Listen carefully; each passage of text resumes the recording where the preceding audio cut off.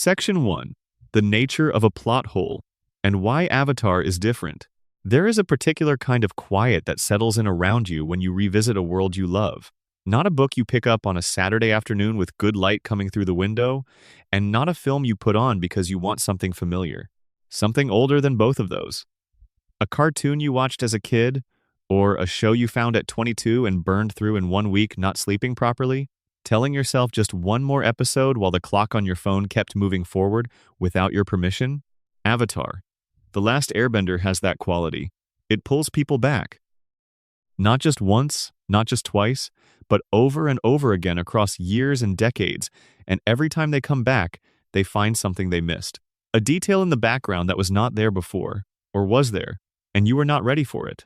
A line of dialogue that means something different now that you are older and have done something stupid or brave or quietly good that you never expected.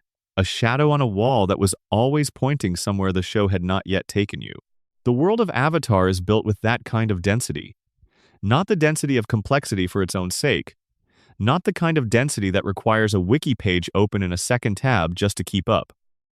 The density of a place that was imagined completely before anyone wrote a word of dialogue, a place where the people making it knew the history and the geography and the philosophy and the biology and then showed you only the surface, trusting that the surface would feel real because of everything underneath it that you could not see.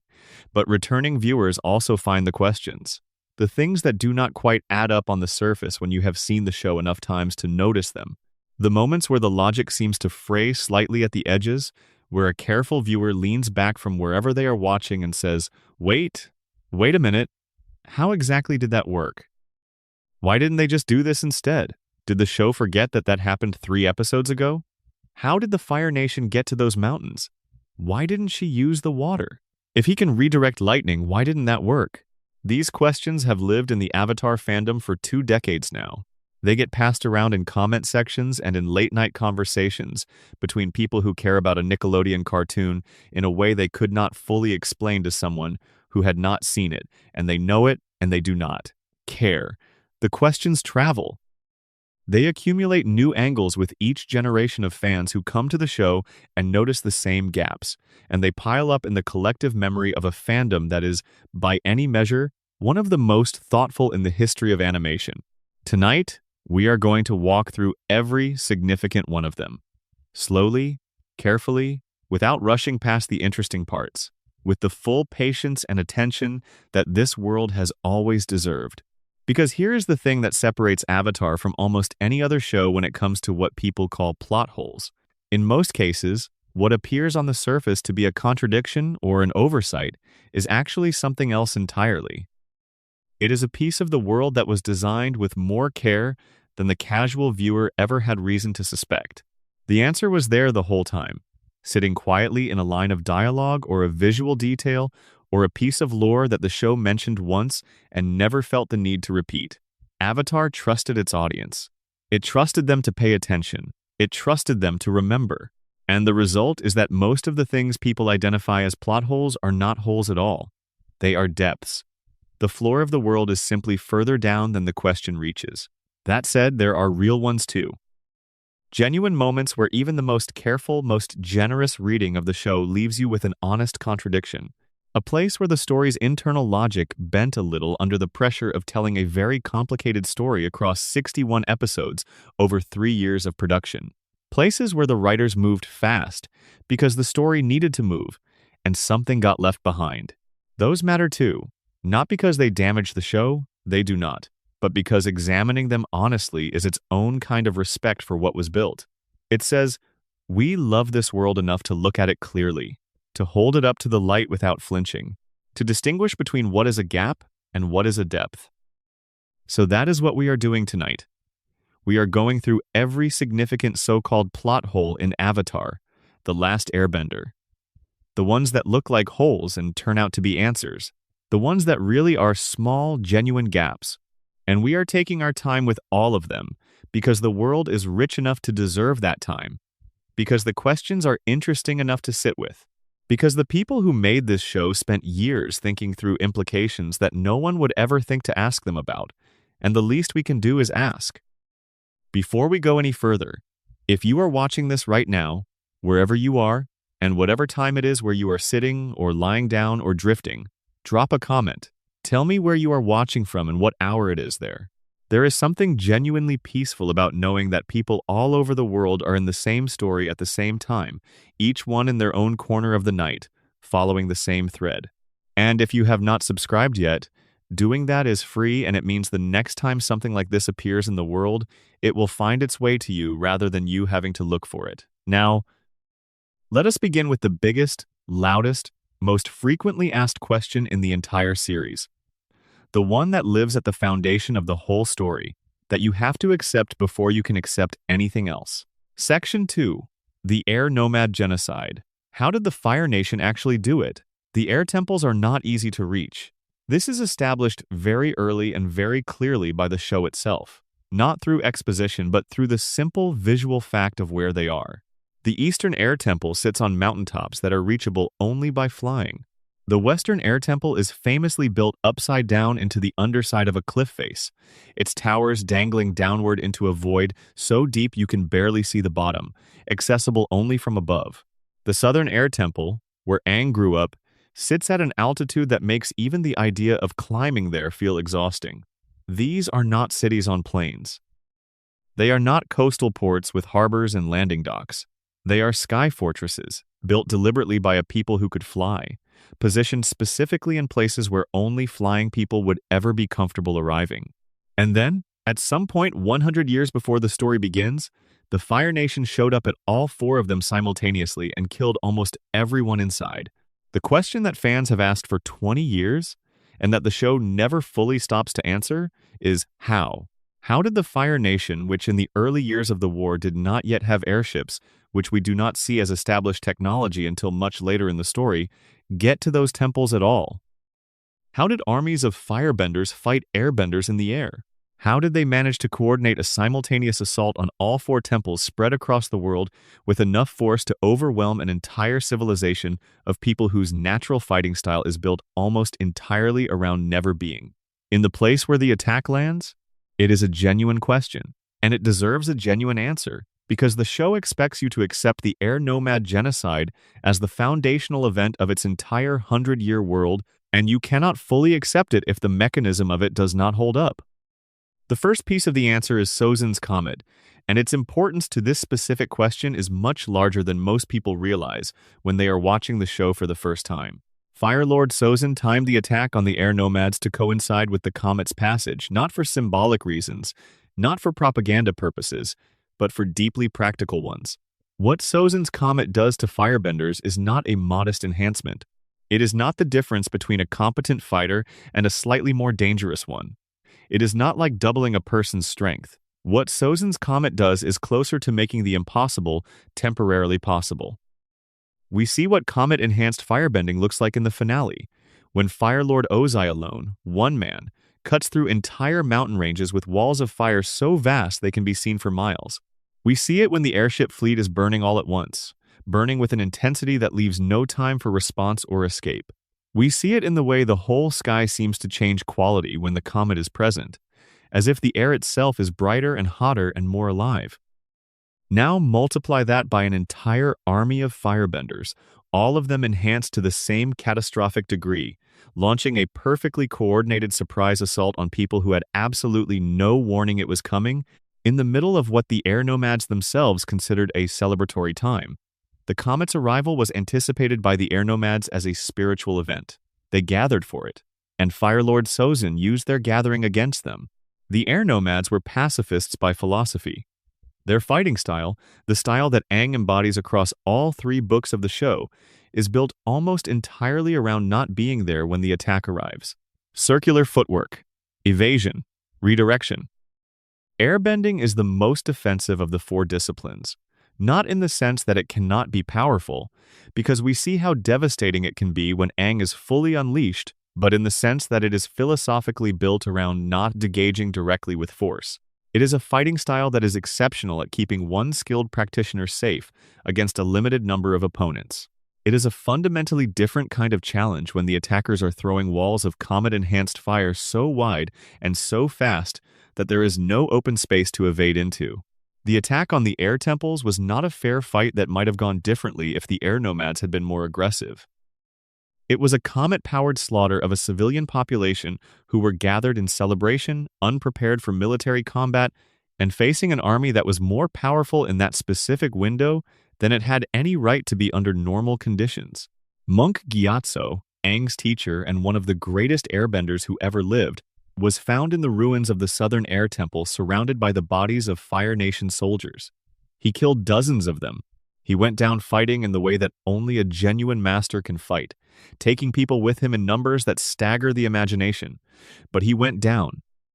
Because when every one of those soldiers can throw comet-enhanced fire with the kind of force that normally would require a much more powerful bender, the sheer overwhelming pressure of numbers and amplified power eventually breaches even a master's defense. The second piece of the answer is darker, and it involves something the expanded lore reveals about how the Fire Nation dealt with air nomad survivors. The initial comet-powered assault on the four temples killed the majority of the air nomads, but some survived. Some were fast enough, or lucky enough, or simply in the wrong part of the temple when the initial wave hit to escape it and make it into the sky. Sozin knew this. He had thought about it before the attack began, and his response was genuinely cold in its precision. He had his agents remove relics from the destroyed temples and use them to furnish fake safe houses in isolated, high-altitude mountain locations throughout Earth Kingdom territory. These places were made to look inhabited, made to feel like they might be refuges. And then he had spies spread rumors throughout the Earth Kingdom population. There are survivors, there are safe places, the Last Airbenders have found somewhere to hide. Surviving air nomads, grieving and alone and desperate for any sign that they were not the last of their kind, followed those rumors. They flew toward what they hoped was sanctuary, and they found Fire Nation soldiers waiting. It is a method that mirrors documented real-world tactics for eliminating survivors of a targeted persecution, the kind of thing that has been used in various forms in various historical contexts, when a persecuting force wants to be thorough. The comet attack was the hammer. The fake safe houses were the net. Together they were thorough enough that by the time Aang woke up from the ice, he was genuinely the last one. Not approximately the last. The last.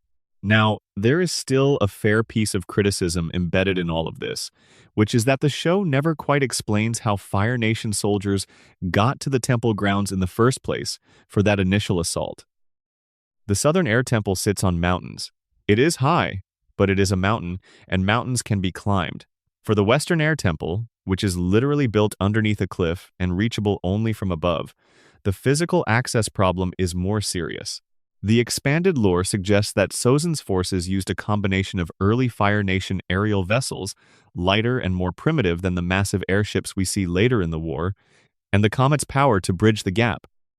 Comet-enhanced firebenders can propel themselves with fire in ways that normal firebenders cannot, including upward for short bursts, in ways that might bridge the distance from a nearby peak to an otherwise unreachable structure. It is not a complete answer. The show would have been stronger had it given us even one line of dialogue explaining how the assault was physically accomplished. The silence there is a genuine omission, not a hidden depth, but the broad architecture of the explanation holds.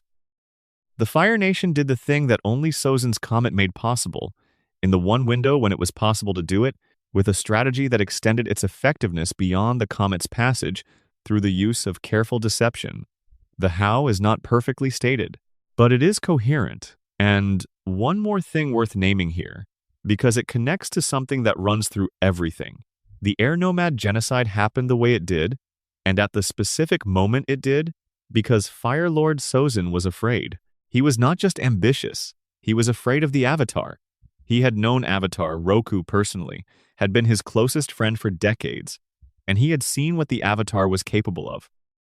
The genocide was not confidence. It was panic wrapped in military precision. Sozin used the one weapon powerful enough to overwhelm a civilization of flying monks before the next Avatar was old enough to be a threat, because he had learned from Roku exactly what it would cost him if he waited. That fear is the beating heart of the whole war. It is what makes the 100 years of conflict feel inevitable in retrospect. A scared man with extraordinary power made an irreversible decision. Everything that follows in the show flows from that one morning when the comet was in the sky and the fire came from every direction at once. Section 3, Admiral Zhao's logic problem. Why not just kill Aang? This one is perhaps the most frequently raised complaint in Avatar fandom spaces, and it comes from a genuinely sensible place. Admiral Zhao is an ambitious, ruthless, strategic military commander. He is the primary antagonist of Book 1, before Azula takes that mantle in Books 2 and 3. And very early in the series, he states a reason for not killing Aang that, when you say it out loud slowly, sounds completely absurd. Zhao's position is this: killing the Avatar would only cause the Avatar to be reborn somewhere as the next person in the cycle. The new Avatar would be a baby, a toddler, a child who would spend years learning to walk before spending years learning to bend. And at some point, a generation or more from now, that new Avatar would be a threat again. And the criticism that fans raise is this: yes, exactly. The new Avatar would be a baby, and then a child. And the Fire Nation, in the meantime, would have Sozin's comet arriving, a weapon capable of ending the war definitively. Kill Aang now. Use the comet to finish the job. Win the war before the new Avatar is old enough to lift a cup of water without spilling it. By the time the cycle produces another functional Avatar, the world will have been the Fire Nations for decades, and the cultural, political, and military infrastructure needed to resist it will not exist. It is, when you lay it out like that, a genuinely good argument, and the show does not really address it. What the show does instead is give us a character, Zhao, whose motivations are not purely rational, and in that character the real answer lies. Zhao is not a pure strategist running calculations with cold efficiency. He is a man of enormous ego and correspondingly enormous ambition. He wants to be remembered. He wants history to preserve his name next to a legendary achievement, the capture of the Avatar, not a footnote about a body. Killing Aang, in Zhao's psychology, is the lesser outcome. It is the thing that happens when you cannot manage the better thing. Capture is the triumph of a man who can outthink the most powerful person in the world. Death is just violence. Zhao is not interested in just violence when glory is available, and this matters more than it might seem, because it means Zhao's stated logic about the Avatar cycle is genuinely believed by him, but it is also conveniently believed by him. It is the kind of argument a man with his particular vanity would find, one that happens to coincide with what he already wanted. He wanted the prestige of capture rather than the functionality of elimination, and the Avatar cycle gave him a philosophical framework to justify the more personally satisfying choice as the more strategically sound one. The show also handles this by simply dropping the no-killing premise as the stakes escalate. In Book 2, Azula shoots Aang with lightning without hesitation. Her goal is not capture, it is victory. And when the show reaches the finale, Ozai is absolutely trying to kill Aang during their fight, not capture him. The narrative acknowledged implicitly, without ever stating it directly, that Zhao's position was a Book 1 idiosyncrasy suited to a Book 1 antagonist who was more interested in being impressive than being effective. There is one deeper reading of Zhao's stated position that actually makes it somewhat more coherent than it first appears. Consider what capturing the Avatar permanently would mean. If the Fire Nation imprisoned Aang indefinitely, and kept him alive but powerless, the Avatar cycle cannot begin anew. The cycle only continues when the current Avatar dies. A living, imprisoned, completely controlled Avatar would be a permanent pause button on the cycle. No new Avatar, ever, for as long as the Fire Nation held Aang. That is not a generation of advantage. That is potentially permanent elimination of the only spiritual force capable of challenging the Fire Lord. That is an even darker plan than anything the show explicitly articulates, but it is consistent with Zhao's stated reasoning in a way that makes it feel less like incompetence and more like a different kind of ruthlessness. The show did not state this plan clearly. It would have been stronger if it had. But the logic is there beneath the surface, waiting to be followed down. The honest verdict on this one: Zhao's position is a genuine narrative convenience designed to keep Aang alive through Book 1 while giving the antagonist an in-universe justification. The justification is not airtight. It is better supported than it first appears when you follow it to its most logical extension, but it required the show to give us a character who was more prideful than practical, and it required the show to quietly drop the premise once a more ruthless antagonist arrived to replace him. It is a real small seam in the fabric, and the show handled it by moving past it rather than resolving it. Section 4. The Spirit Water Situation. Jet, Healing, and What Was Possible.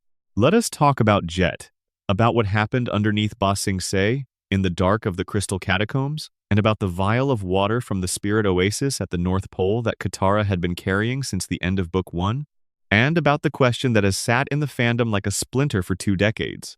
For context, Katara received a small vial of water from the Spirit Oasis near the North Pole at the end of Book 1.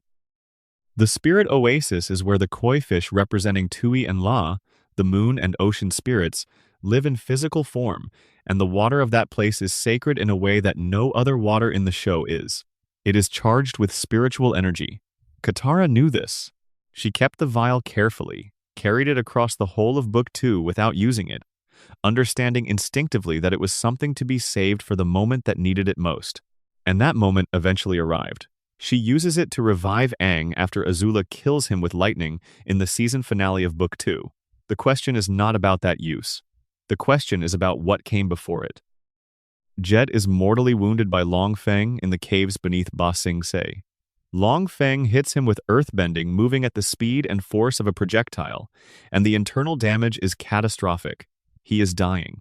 Katara tries to help him with her regular waterbending healing. It does not work. Jet dies, in one of the most deliberately ambiguous death scenes in a show full of careful storytelling choices. And the question is, why did Katara not use the spirit water on Jet? The first answer, and the most human one, is that she may simply not have thought of it in the chaos of that moment. This is not a flattering answer for Katara, who is intelligent and resourceful, but it is a believable one. The spirit water was something she had been holding in her mind as a specific resource for a specific purpose, something connected to the Avatar, something precious and rare and not to be used casually. When Jet was dying in front of her, when everything was moving fast and loud and wrong, her healer's instinct kicked in.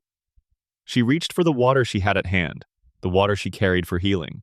The spirit water was in a completely different mental category, and under pressure people do not always run through every category. Sometimes the obvious thing goes dark under stress. The show has established Katara's emotional state as highly reactive and deeply protective of the people she loves. Jet dying in front of her would not have produced a clear-headed inventory of available resources. It would have produced panic and urgency and the instinctive reach for the nearest tool. The second answer is physiological and worth taking seriously before dismissing it as convenient. The spirit water's power, as demonstrated when it revived Aang, was connected to something very specific about what Azula's lightning did to him. Azula's lightning did not just injure Aang physically, it killed him. It severed his connection to the Avatar spirit. That is what the show describes when Katara revives him. He was gone, and the spirit water brought him back. The specific miracle the spirit water performed was healing something spiritual, not just something physical. It healed the broken connection between Aang and Rava, his Avatar spirit, which the lightning had shattered. Jet's wounds were different. Long Feng crushed him with rock at enormous force. The damage was purely physical. Massive internal bleeding, broken bones, organs ruptured. There is a real argument, one that experienced fans have made persuasively, that the spirit water's specific properties were matched to spiritual wounds rather than catastrophic physical trauma. Applying it to Jet, even if Katara had thought of it, might not have produced the same result. The spirit water could heal what had been spiritually severed. It may have had very limited power over what was simply physically destroyed. The third answer involves Jet's own agency in the situation, and it is perhaps the most satisfying from a character standpoint. When Katara tries to help Jet, he tells her he will be fine. He waves her off. And Katara, throughout the entire series, is a person who respects bodily autonomy in ways that are built into the core of her character. Her revulsion at bloodbending is about exactly this: the use of power to override another person's will, to take control of their body without their consent. She does not do that. It is not who she is. When Jet told her he was fine, even though he was clearly not, she may have interpreted that as a direction. Not a medical assessment, but a statement of will from a person she had complicated feelings about, but who she was not going to override. But let us be honest about the edges of all these explanations. They are good enough to satisfy a thoughtful viewer. They are not airtight. The show did not stop in that moment to have Katara reason through why she was not reaching for the vial. The audience is left to construct the reasoning retrospectively, from what we know about the water and about Katara, and about what the show consistently tells us about how healing works. The show chose the emotional truth of Jet's death, the weight of it, the deliberate ambiguity that the show later acknowledges with humor in the Ember Island Players episode, over the process of eliminating alternatives. That is usually the right storytelling choice, but it leaves a seam visible. There is also the companion question that never quite goes away. What exactly is the spirit water capable of? The show uses it once, under the most extreme possible circumstances, to accomplish the most extreme possible result. It does not give us a range of tests. We do not know if it could heal anything less catastrophic than death. We do not know if it could be used multiple times or if its power was a single dose. The show gave us one data point and asked us to infer a rule from it. And when the next situation arose that might have warranted the rule's use, the situation was different enough in enough ways that the rule might not have applied. The gap here is not in the logic. It is in the amount of information the show gave us to work with. Section 5. The Origins of Bending. 2 Legends and 1 Universe. Across the series, 2 separate explanations are given for where bending comes from, and on the surface they appear to contradict each other so directly that one of them must be wrong.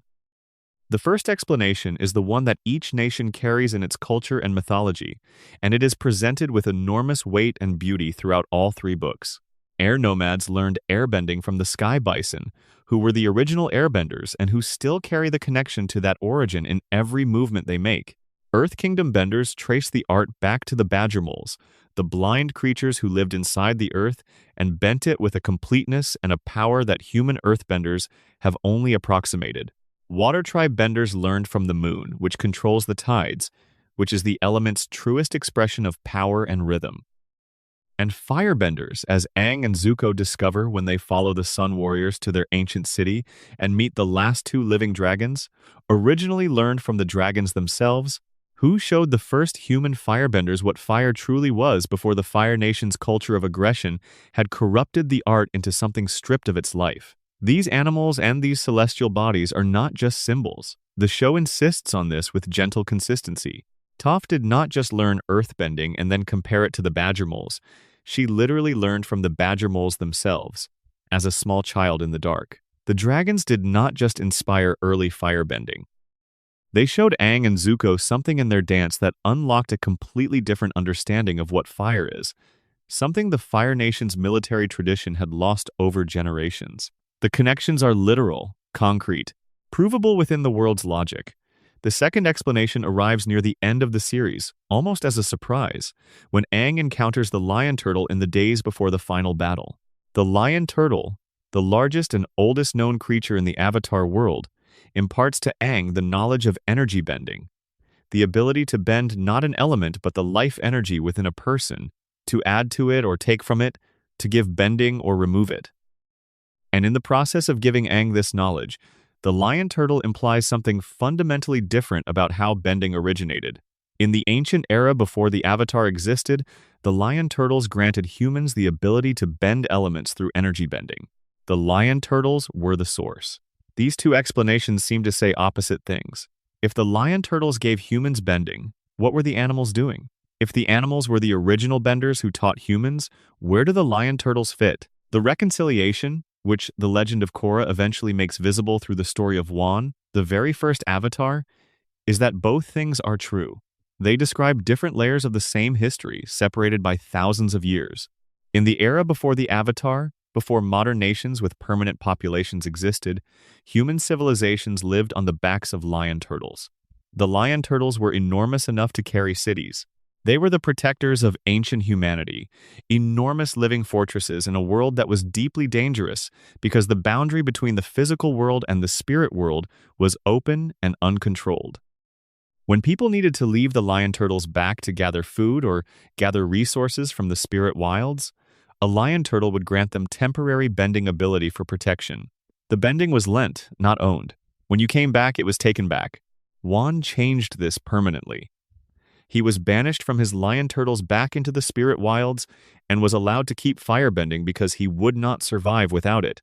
In the wilds, he spent years learning from the dragons, who used fire in an entirely different way than Juan had been using it. The dragon's fire was alive, flowing, tied to breath and to the awareness of existing, not to aggression or to fear. Juan learned the art of fire from them. He had the capacity granted by the lion turtle and the wisdom taught by the dragon. The two things worked together. This is the full picture. The lion turtles were the origin, the mechanism by which the capacity to bend was placed into human bodies. The animals were the teachers, the ones who showed what bending truly was and how it should be practiced. A lion turtle can give you the ability to move water. The moon can show you what moving water really means. Those are different gifts, and both are necessary. The reason this reads as a contradiction is that the show presents the animals as teachers version with great confidence, and then introduces the lion turtle version at the very end, without taking a moment to explain how the two coexist. The Legend of Korra did that explanatory work years later, but the answer was always internally consistent. The show just trusted you to sit with the apparent tension and keep watching. Section 6, the energy bending ending. Did the show actually cheat? Let us talk about the ending. Not the emotional ending, not the final battle's animation or Katara and Aang on the balcony in the warm sunset light, but the specific mechanism by which Aang defeats Fire Lord Ozai without killing him. Because this is the plot hole that people who understand storytelling theory bring up, and it deserves an honest and patient examination.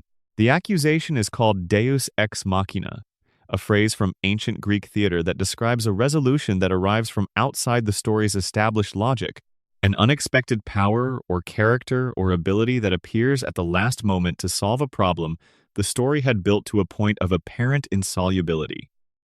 The argument goes like this. Avatar. The Last Airbender spent 60-plus episodes establishing that Aang must master 4 elements to face Ozai. He learned waterbending. He learned earthbending. He struggled with firebending and eventually learned it from the dragons. That 4-element structure is the spine of the show. And then, in the last few episodes, a 5th ability appeared, energy bending, taught by a creature who had not been a significant part of the story, and it solved the central moral problem of the finale in a way the show's established framework had given no clear indication was possible. This critique has real teeth, and it is worth engaging with directly before dismantling it piece by piece. The first response is foreshadowing. The creators have consistently maintained that the lion turtle and energy bending were planned from early in the show's development, not invented at the last moment. And there is evidence for this in the show itself. In Book 2, in the episode where the group visits Wan Shitong's library, there is a brief shot of a scroll depicting a lion turtle. It is easy to miss. It does not speak. But it is there, in the background, in a sequence that is otherwise about finding information that will change the course of the war. And in Book 3, in an episode set in the Fire Nation's underground bunker during the Day of Black Sun, there is a carved relief of a lion turtle visible on a wall. These appearances are not accidents. They are plants, placed months of storytelling before the lion turtle walks on stage and changes everything. The second response is character logic, and this is the most important one.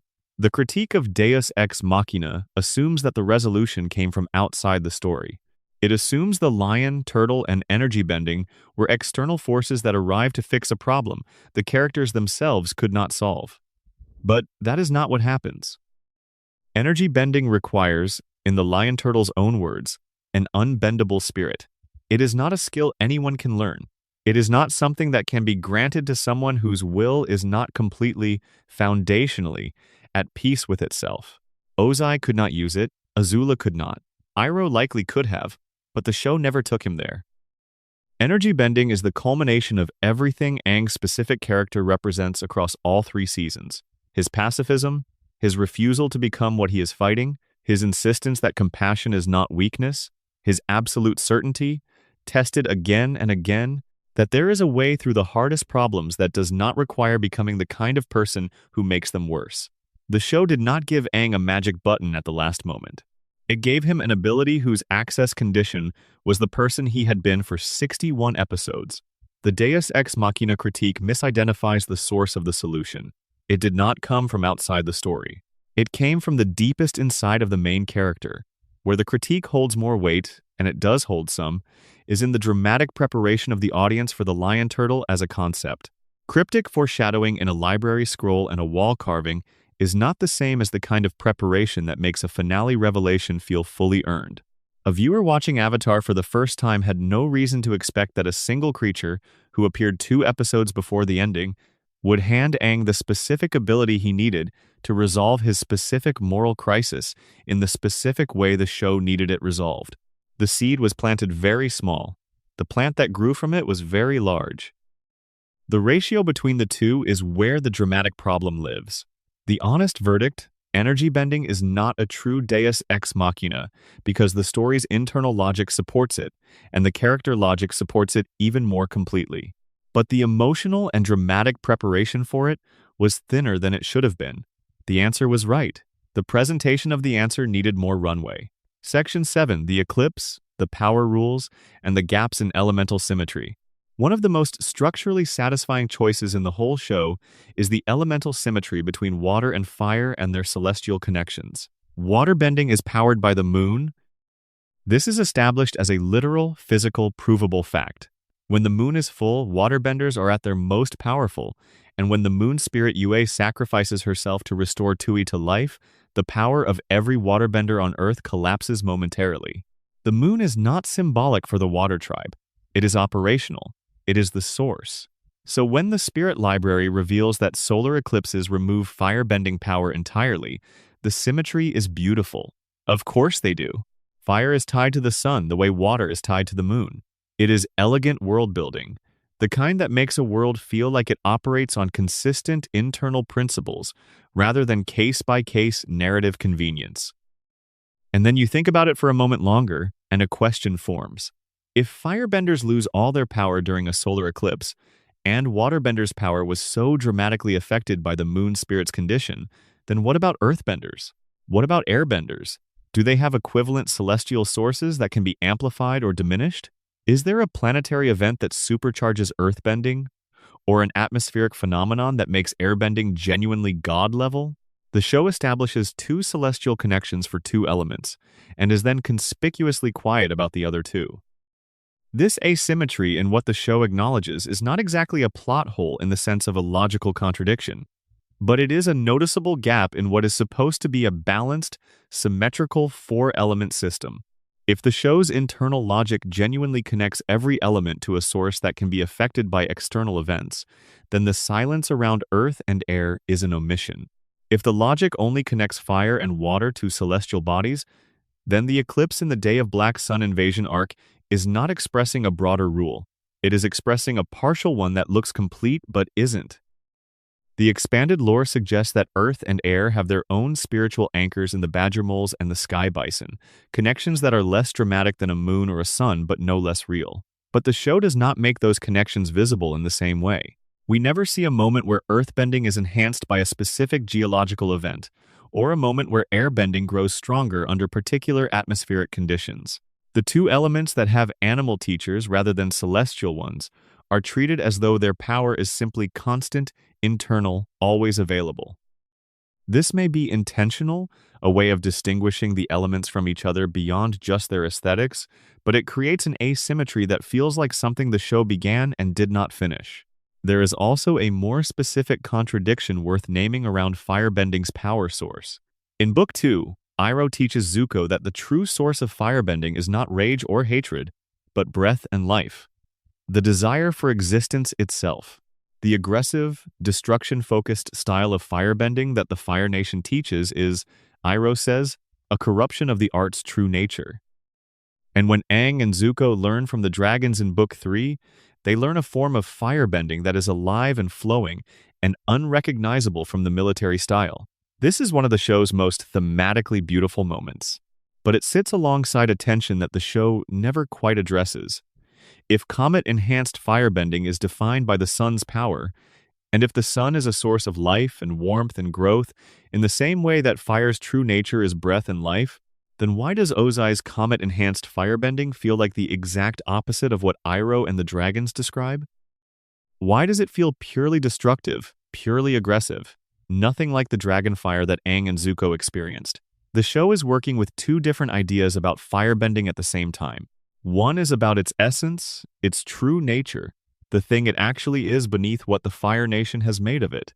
The other is about its power, the amount of raw energy it generates, which the comet amplifies across the board without distinction between the enlightened version and the corrupted version. These two ideas sit alongside each other in the show but do not fully weave together. The comet makes all fire more powerful. The show does not seem to ask whether more power expressed through the enlightened style would look different from more power expressed through the military style. It probably should have. Section 8. Zuko's lightning and the rules that apply inconsistently. Iroh teaches Zuko lightning redirection in Book 2. The explanation is specific and deliberately careful. Lightning enters through one hand, passes through the body along a path that goes from the arm, through the torso, and down through the other arm, specifically avoiding the heart, and exits through the other hand. The stomach is the key. The torso is a passage. If the lightning reaches the heart at any point in this path, the person redirecting it dies. This is not metaphorical. The show treats it as a literal, physiological fact. In Book 2's finale, during the Day of Black Sun invasion that happens before the comet arrives, Ozai fires lightning at Zuko when the eclipse ends and his firebending returns. Zuko catches it. He redirects it. The technique works precisely as described. He is uninjured. The lightning goes exactly where he aims it. Then, in the actual finale, Azula fires lightning at Katara. Zuko leaps in front of it to protect her. He tries to redirect. And something goes wrong. The lightning does not fully pass through. Some of it remains trapped in his body. He collapses. He is dying until Katara heals him. The scene is one of the most devastating in the series.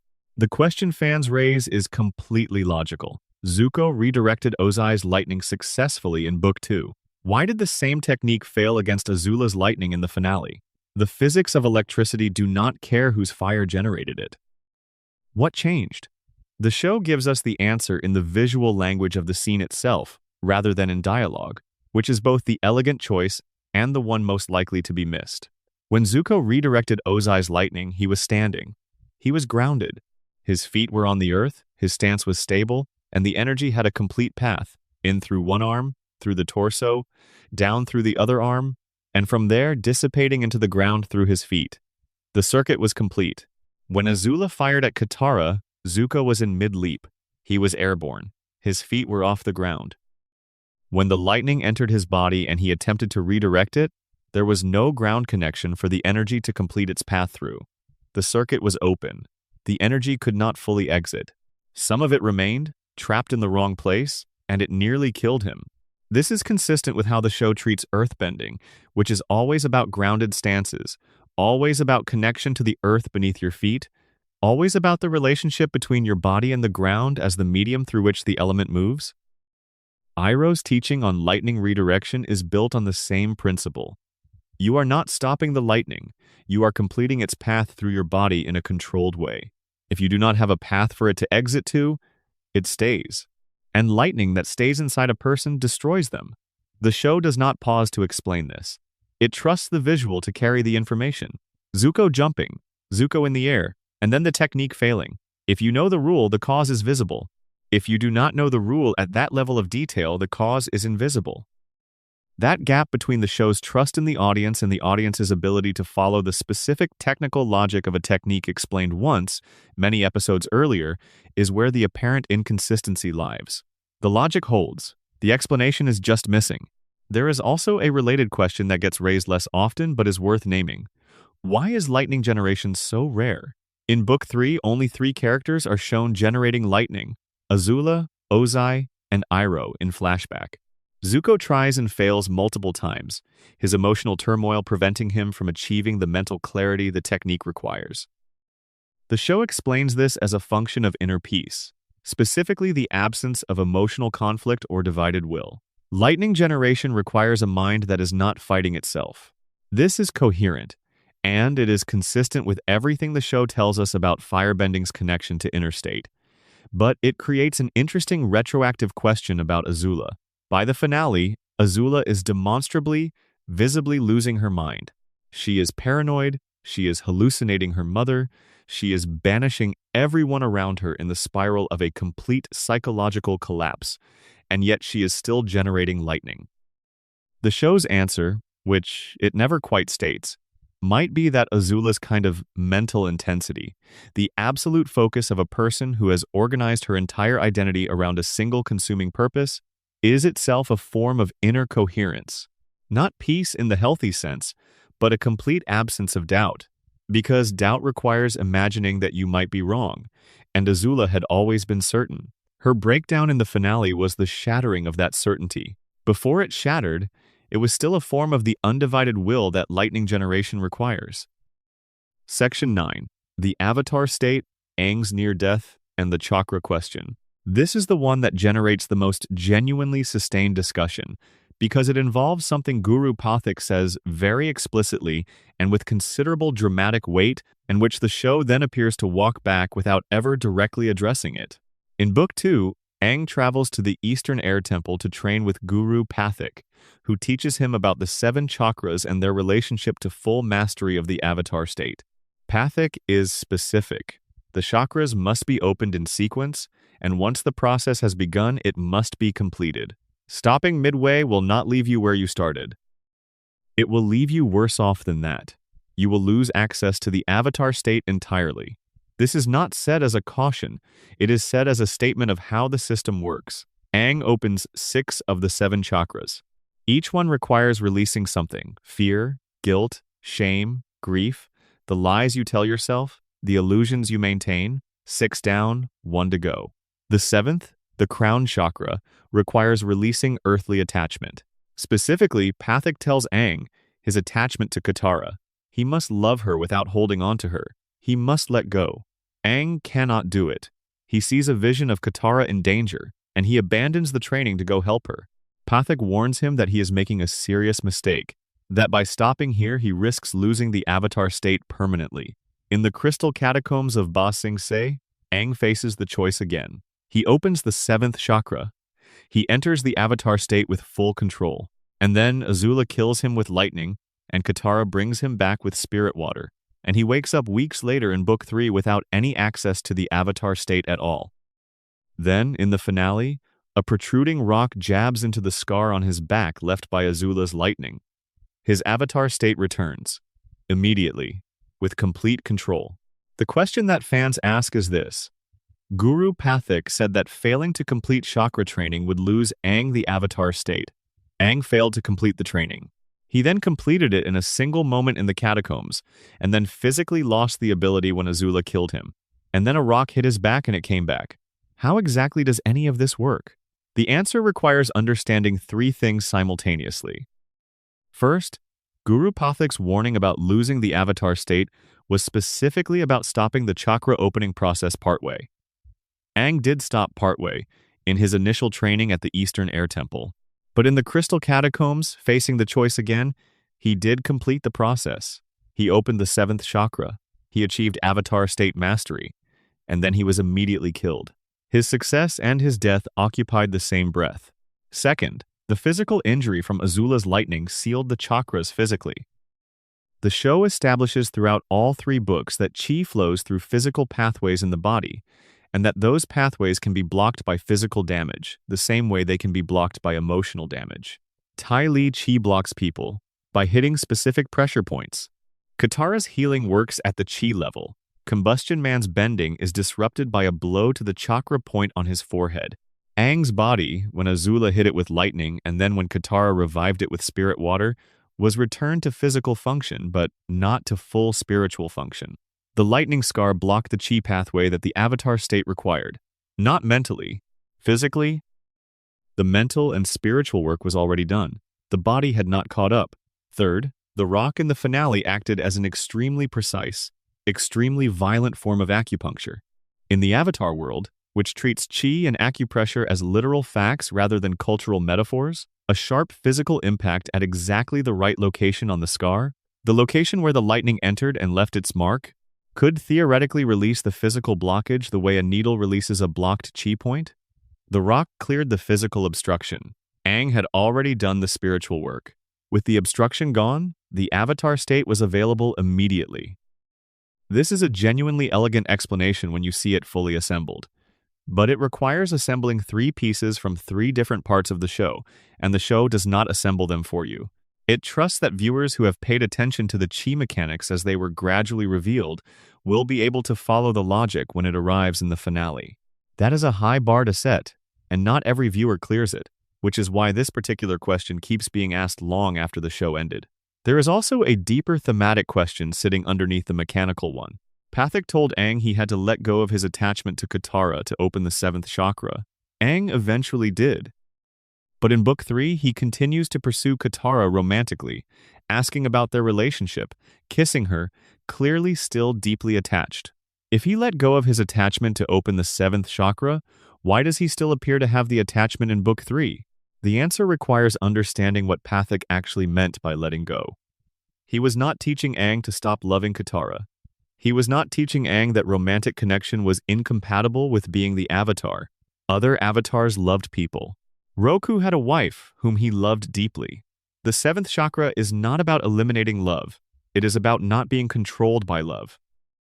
About loving someone without gripping them so tightly that your fear of losing them overrides your judgment and your duty. Avatar Yang Chen's words to Aang in the finale support exactly this reading.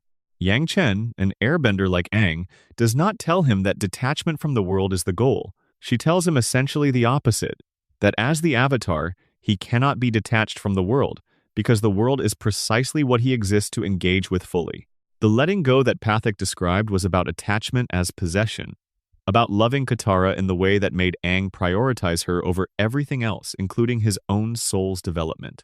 He released that. He continued to love her.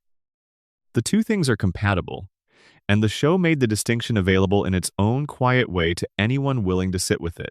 Section 10 The Dai Lai, Ba Sing Se, and Azula's impossible coup. Let us talk about the most audacious thing Azula ever does, and whether it actually makes sense when you examine it. Ba Sing Se has never fallen. This is stated in the show with the weight of a historical fact that everyone in the world takes seriously. Its walls have not been breached in the entire century of the 100-Year War. Its population numbers in the millions. It is defended by elite earthbenders at every wall and gate, by a standing army with its own generals, by the Dai Li secret police who are themselves among the most skilled earthbenders in the world, and by a political structure that, however corrupt, had successfully maintained control of the city through the entire war. Azula arrives with 2 friends and no army, and Ba Sing Se falls. The question fans ask is how? How does one 15-year-old, even an extraordinarily gifted one, take the greatest city in the world with 3 people? And specifically, how does she manage to convert the Dai Li, an organization whose entire institutional identity is built around protecting the Earth Kingdom's cultural heritage, into agents of the Fire Nation? The answer starts with understanding what the Dai Li had actually become by the time Azula walked through the gates in a stolen Kyoshi warrior uniform. The Dai Li were not protectors of the Earth Kingdom when Azula arrived. They had not been that for a long time. Avatar Kyoshi created them for that purpose. Long Feng had spent years dismantling that purpose and replacing it with something else.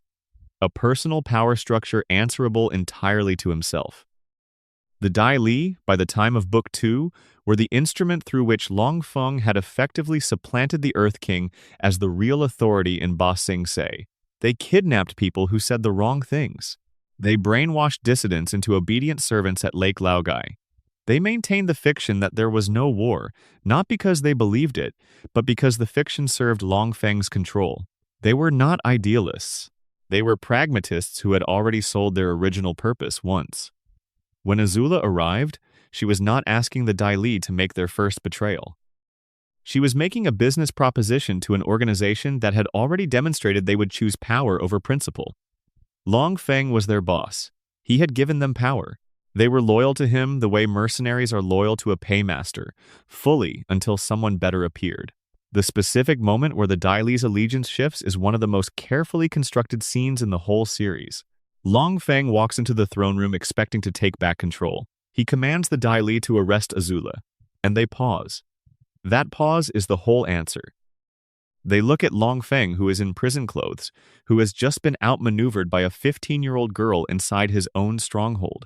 And they look at Azula, who did that outmaneuvering with 3 people and no resources, who planned multiple steps ahead of everyone in the room, who is standing in front of them having already won before the final confrontation began. And Azula explains to them, simply, where the power now lies. She does not threaten them. She does not beg them.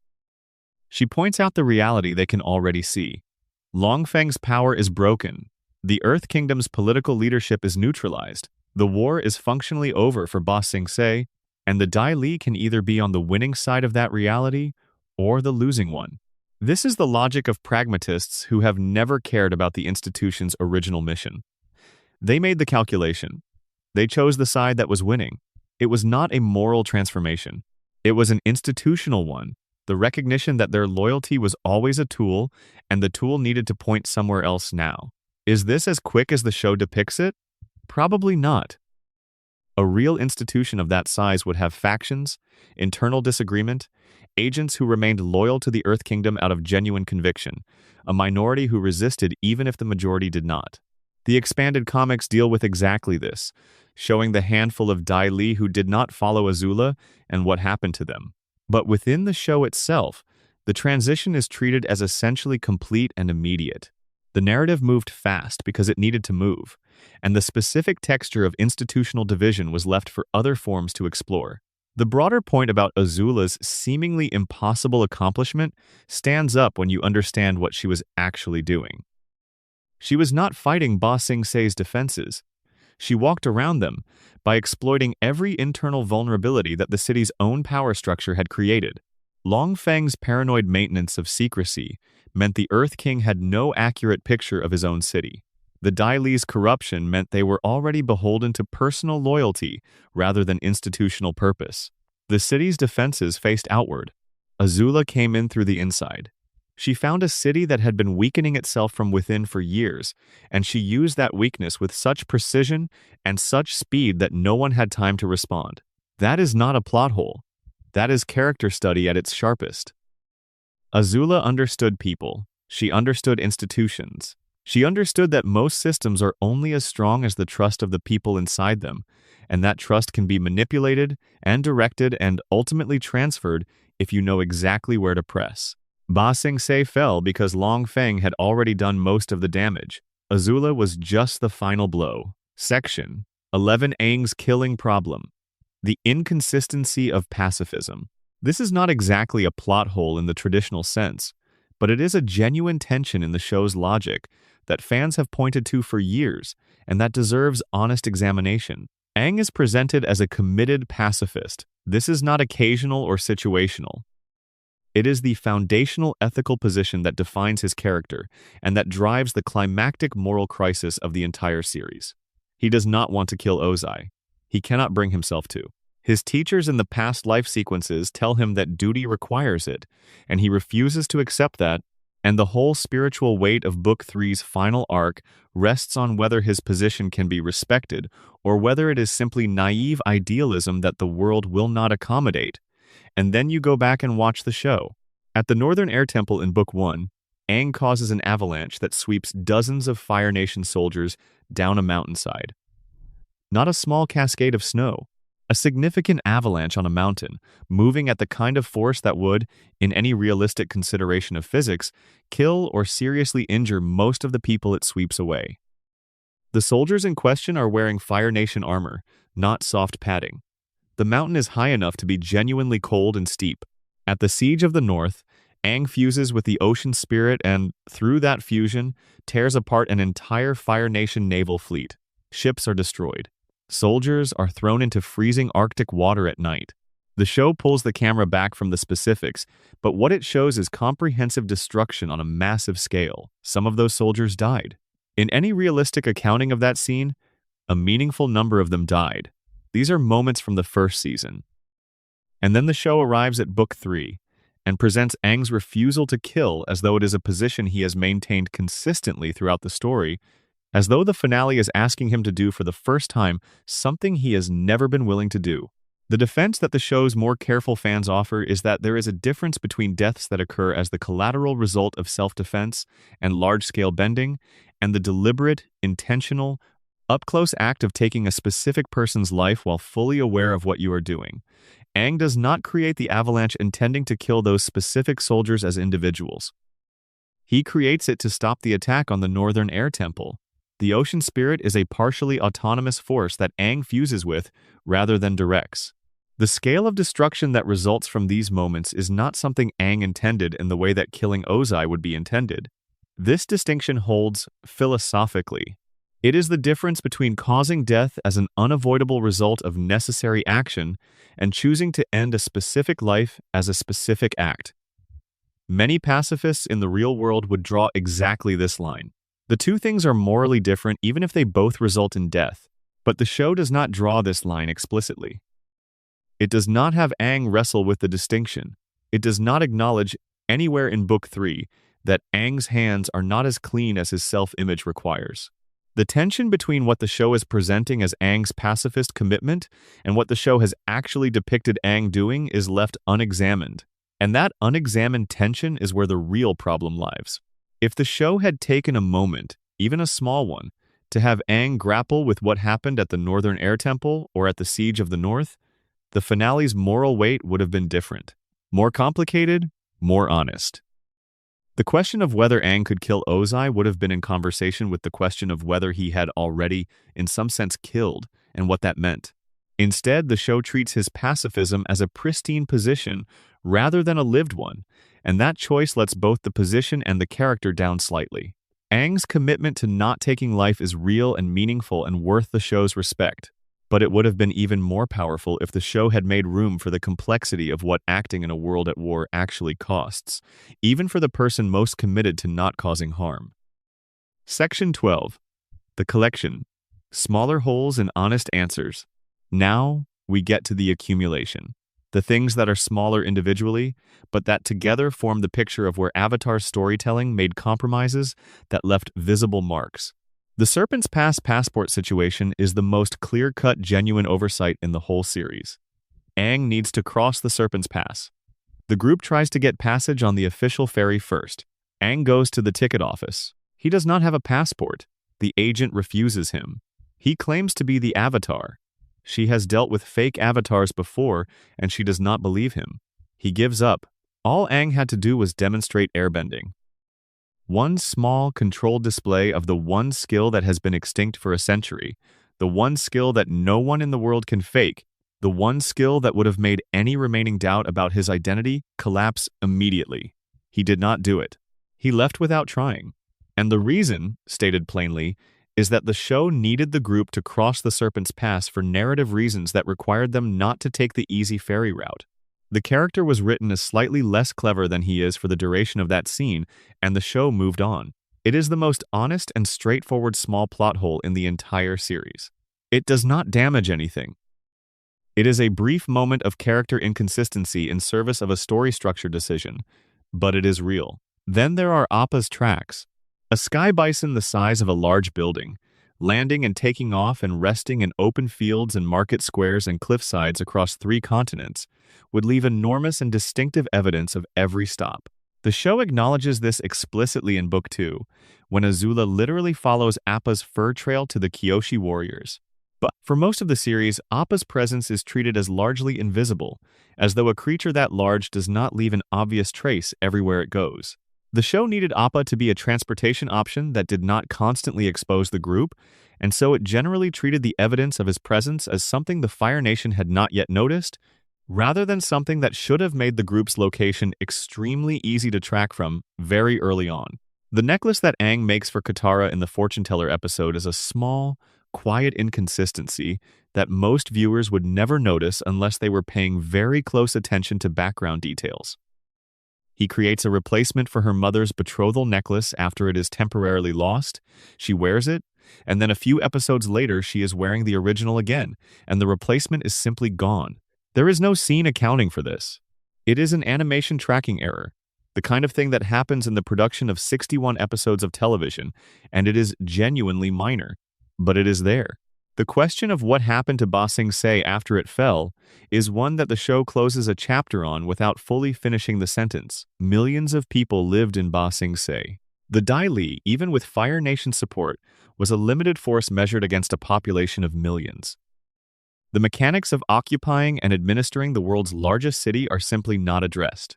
The show moves from the coup to Book 3's opening without showing us what the occupation looked like, how the population responded, what resistance, if any, emerged, how the Fire Nation maintained control without triggering the mass uprising that a city of Ba Sing Se's size could theoretically generate. The comics deal with this. The show treats it as a backdrop. The travel time inconsistency is one that fans with a good sense of geography raise occasionally. The group spends weeks or months traveling between certain locations in books 1 and 2, and then in the finale they seem to cross enormous distances in far shorter time. The most notable version of this is when Appa, during the finale, makes multiple trips that cover distances that took much longer earlier in the show. The in-world explanation is that they are operating in a state of urgency and taking the most direct possible routes, but the show does not fully account for what Sozin's comet does to the atmosphere or whether it might affect something like a sky bison's speed. It is the kind of inconsistency that the finale's pacing makes necessary, and that the show correctly decides not to pause to address, because the finale is not the place for travel time accounting. Lava bending sits in its own category as a piece of lore that was introduced carefully and then quietly expanded in a way that made the original introduction feel imprecise. In Avatar, lava appears to be something only the Avatar can bend, combining earth and fire in a way that requires control of both elements.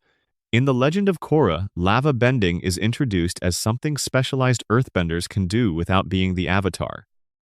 The two versions of the same ability are not a contradiction exactly. They can coexist under a broader rule that some abilities are accessible to the Avatar because of their multi-element range, and also independently accessible to rare practitioners who specialize deeply enough. But the original show's presentation of lava bending as implicitly Avatar exclusive does not survive the sequel cleanly. And then there is the matter of why Aang never learns healing or metal bending. He spends enough time with both Katara and Toph to have had the opportunity. The Legend of Korra reveals that he never learned metal bending even after the war, which makes the in-show explanation less about time constraints and more about a deliberate choice. The most honest answer is probably that healing is Katara's art and metal bending is Toph's art, and having Aang learn them would have diluted what made those characters special. The narrative made a choice to protect its supporting characters' unique identities. That is a storytelling decision, not a world-building one, but it leaves a visible gap in what the show presents as Aang's development. Section 13. The deepest question. Was Aang right? Before we close, there is one question that lives below all the plot mechanics, below the chakra rules and the celestial power systems and the institutional dynamics of Ba Sing Se. It is the question the finale was actually about, the one beneath all the others, and it deserves to be stated and sat with at least once. Was Aang right to not kill Ozai? The show answers yes through the mechanism of energy bending. It resolves the moral crisis in a way that affirms Aang's pacifism completely. He does not have to kill. There was another way. The universe, through the lion turtle, confirmed his position. His friends said he would have to. His past lives said he would have to. They were wrong, and he was right. And the universe provided the proof in the form of an ancient ability matched precisely to his particular spiritual condition. But the fandom does not unanimously accept this resolution, and the dissenting position is not frivolous. Ozai spent decades burning the world. He ordered the genocide that killed Aang's people, or rather his predecessor Sozin did and Ozai inherited, and continued the ideology that made that genocide possible. He was, at the moment Aang defeated him, in the process of ordering the burning of an entire continent. He caused incalculable suffering. He would have caused more. And Aang took away his firebending, which is genuinely a severe consequence, but he left the man alive.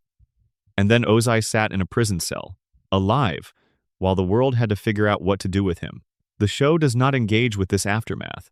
The finale ends at the moment of peace, not the moment of reckoning. The Legend of Korra reveals that Ozai remained imprisoned and powerless and essentially irrelevant, eventually just a man in a cell who had lost everything he was, whose children had no interest in seeing him, who outlived his own power in the least dignified way possible.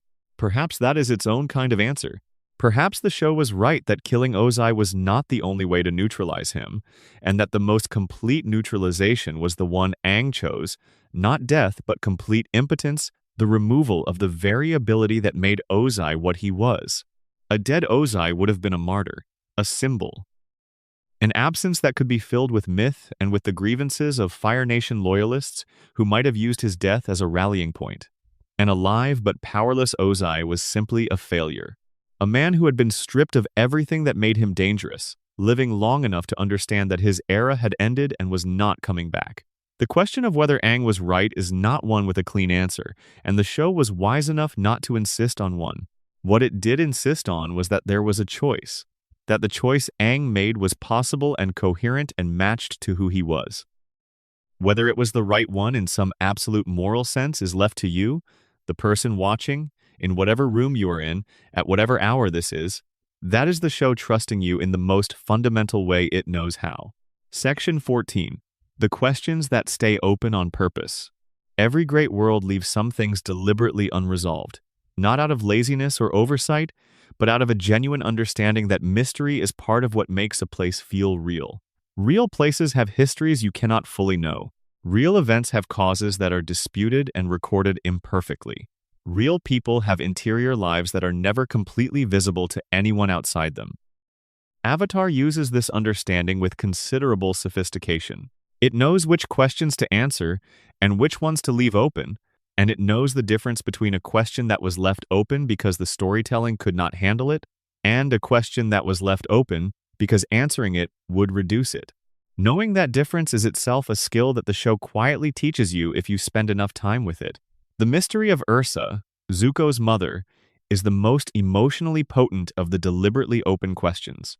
What she did to save Zuko, what she became after she was forced to leave.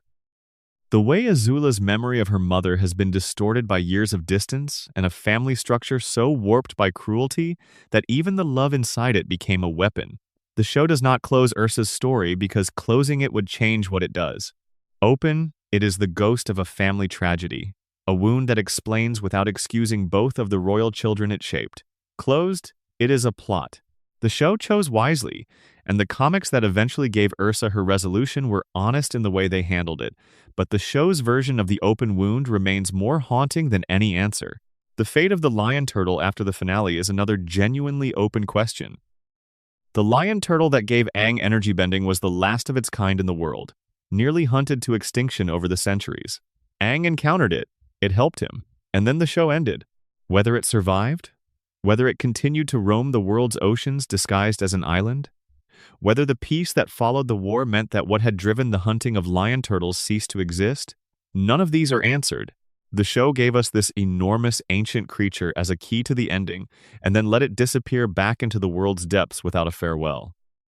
The nature of the spirit world, as a place, as a system, as something that existed before human civilization and will exist after, is a question the show opens and then expands beyond what any single story can contain.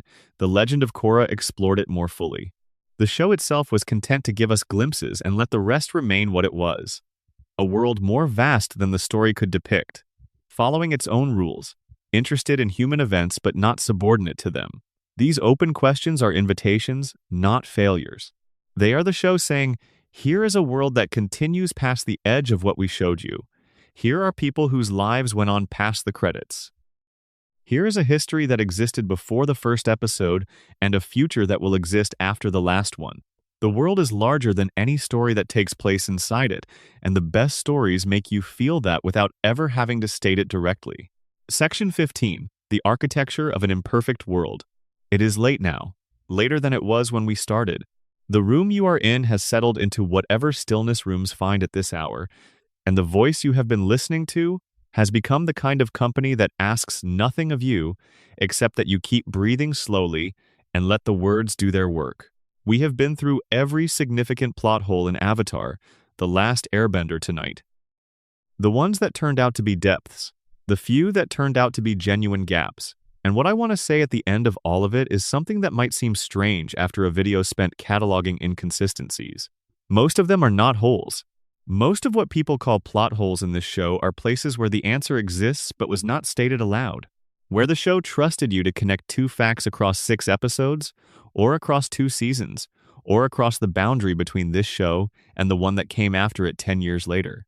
Where the world's internal logic explains the apparent inconsistency if you give it the time and attention it was built to reward. The Fire Nation reached the air temples because the comet made the impossible temporarily possible. The Dai Li switched allegiance because they had already proven they would switch allegiance once, and Azula found their price a second time. The Avatar state returned to Aang in the finale because a rock acted as acupuncture on a chi pathway that Azula's lightning had sealed, and because the spiritual work had already been done even though the physical work had not. Avatar earned the trust it asked for. The world is real enough, built with enough internal consistency, that when you follow the questions to their answers, the answers are usually there. Not always stated, not always immediately visible, but there. The real gaps, the Serpent's Pass passport situation, the Appa visibility problem, the spirit water's absence from Jet's deathbed, the asymmetry of the celestial elemental connections, the unexplained speed of the Dai Li's institutional conversion, are fewer than any show attempting this kind of scope, and this level of serialized complexity has any right to achieve. And they are small. They are seams in a garment that is otherwise seamlessly made, visible only when you press the fabric between your fingers and look for the line where the pieces meet. 61 episodes. 3 books across 3 years of production. 4 fully realized nations, each with distinct cultures, architectures, fighting styles, musical traditions, and philosophical foundations. A bending system with 4 primary disciplines and multiple specialized subskills, each governed by internal rules that the show consistently applies even when it would be more convenient not to. A protagonist whose pacifism is maintained as a genuine philosophical position rather than a convenient narrative stance, even when it costs the show clean resolutions. A supporting cast whose arcs interweave across the full run of the series without losing coherence. An antagonist who ends the series not as a defeated villain but as a genuinely transformed human being whose journey rivals the protagonist in complexity and emotional weight. In all of that, the gaps are few, and they are small, not because the show was perfect. No show is perfect, and perfection is not the point. But because it was made with a kind of care that is genuinely rare, the kind that goes into the internal consistency of a bending system as well as its visual beauty, that goes into tracking a lunar cycle across an entire season, so the full moon at the Siege of the North is earned, rather than convenient, that goes into the question of where a blind girl places her feet when she sleeps, and what that says about how she experiences the world. That care is what produces a world you can fall into. A world that holds your weight when you lean on it. A world that, when you come back to it at whatever hour this is for you right now, is exactly where you left it. Whole, consistent. Real in the way that matters most, which is not the way of physics or geography, but the way of a place that was imagined all the way down and then shared with the people who would eventually need it. The gaps matter less than the ground between them, and the ground between them is vast.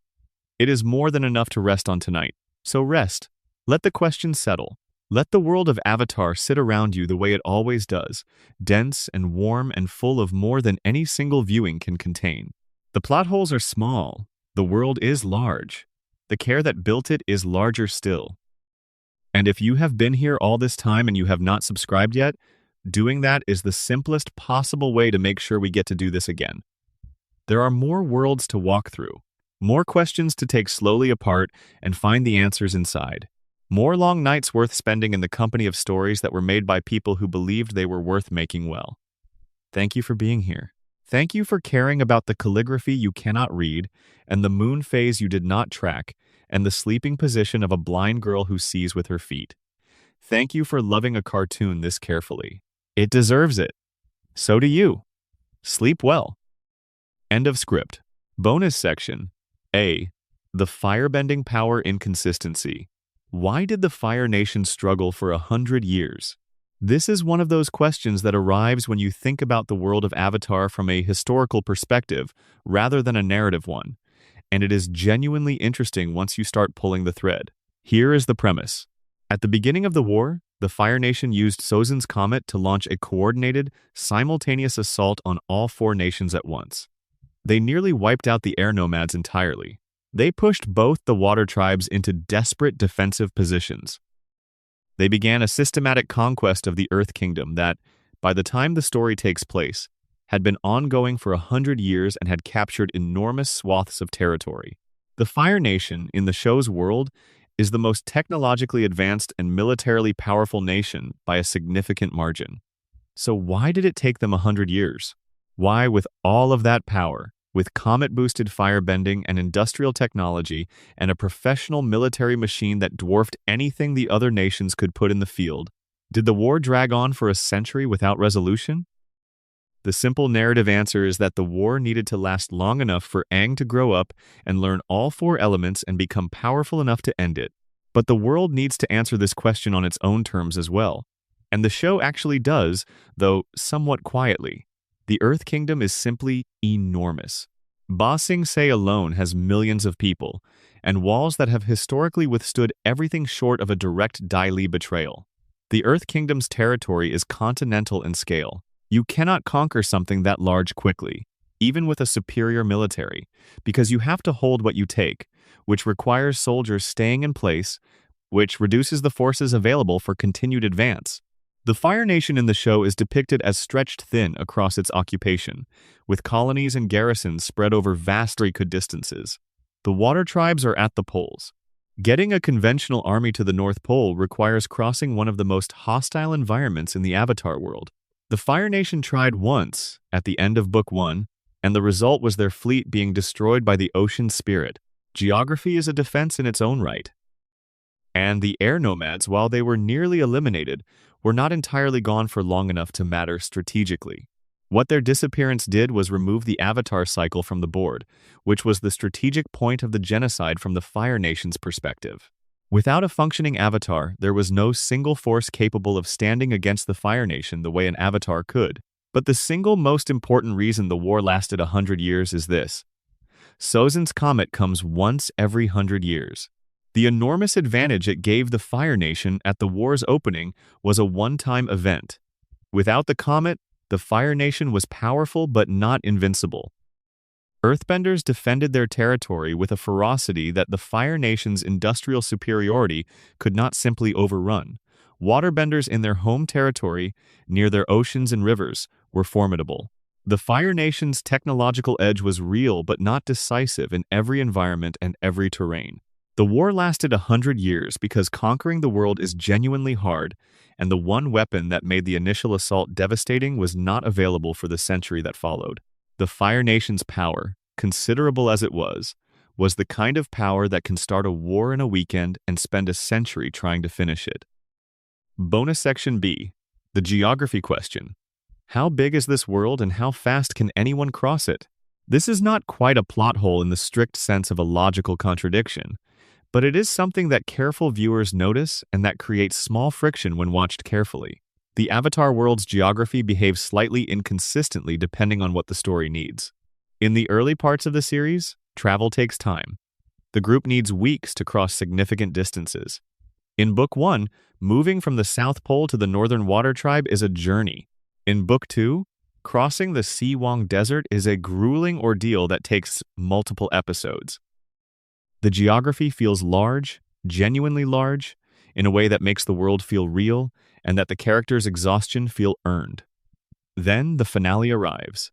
The group makes multiple trips across enormous distances during the events of Sozin's comet. Ba Sing Se to the Fire Nation's capital, which earlier in the show was treated as a very significant journey, seems to take hours rather than weeks. The White Lotus recaptures Ba Sing Se, which requires the assembled masters getting there, fighting their way in, and then the show cuts to Zuko being crowned Fire Lord in the same narrative stretch of time. The in-world explanation is that everything in the finale happens over the course of a single day, the day of Sozin's comet, and that the urgency of the situation, combined with Appa's most efficient possible routing, might account for some of the time compression. Appa is not shown to have a fixed top speed in the show, and extraordinary circumstances might produce extraordinary performance. But the honest answer is that the finale needed to move at a certain pace, and the world's geography was asked to accommodate that pace, rather than the pace accommodating the geography. The show had established, through 3 books, that the world was large. The finale needed it to feel navigable within a single climactic day. The compromise between those 2 requirements is visible if you are looking for it. It is one of those places where the story's needs and the world's internal consistency had to negotiate, and the story won, as it almost always should. What matters more, ultimately, is that the finale felt like a finale rather than a geography lesson. But the inconsistency is there, sitting quietly in the background of a sequence too exciting for most viewers to notice it. Bonus Section C. The technology question. Why didn't non-benders develop more advanced weapons? The Avatar world has a notable technological asymmetry. The Fire Nation is depicted as industrialized to a degree that far exceeds the other nations, with steam-powered ships, war balloons, factories, and mechanized equipment. The other nations are depicted as pre-industrial, relying on bending for the functions that technology performs in the Fire Nation's military. But there is a question underneath this that the show does not address. Why did the Earth Kingdom, or the Water Tribes, or anyone facing a fire-based military advantage not develop the equivalent of ranged weapons to counter the Fire Nation's ability to project force from a distance? The Fire Nation soldiers in the show are formidable because they can throw fire. A non-bender with a sufficiently powerful bow, or a crossbow, or something analogous to early gunpowder technology, could project force from a comparable distance without needing to bend anything. The show acknowledges non-bender weapons throughout: Sokka's sword and boomerang, the Kyoshi warriors' fans and hand-to-hand fighting styles, Suki's combat techniques. But these are personal weapons, effective at close range. The question of why the Earth Kingdom's military, facing a century of war against a technologically superior opponent, did not develop anything resembling what we might call projectile technology at scale, is one the show never asks and never answers. The real-world answer is that the Avatar world's technology and economy are constructed to support a narrative in which bending is the central, defining source of military power. Introducing advanced ranged weaponry would change the show's fundamental dynamic. Sokka's arc is partly about proving that a non-bender can be essential. If the Earth Kingdom had powerful long-range weaponry, non-bending soldiers would already be demonstrably effective without needing to prove anything through character. The story needed bending to matter, and the technology around it was shaped to make bending matter. This is one of those places where the show made a deliberate world-building choice that serves the story and that most viewers do not notice or mind, but that creates a visible gap when examined from the perspective of how real historical conflicts have driven military innovation. 100 years of war with a fire-throwing enemy would, in reality, produce significant incentive to develop effective counter-technology. The Avatar world, by choice, did not let that happen. Bonus Section D. The Iroh question. How did the greatest firebender of his generation become a tea shop owner?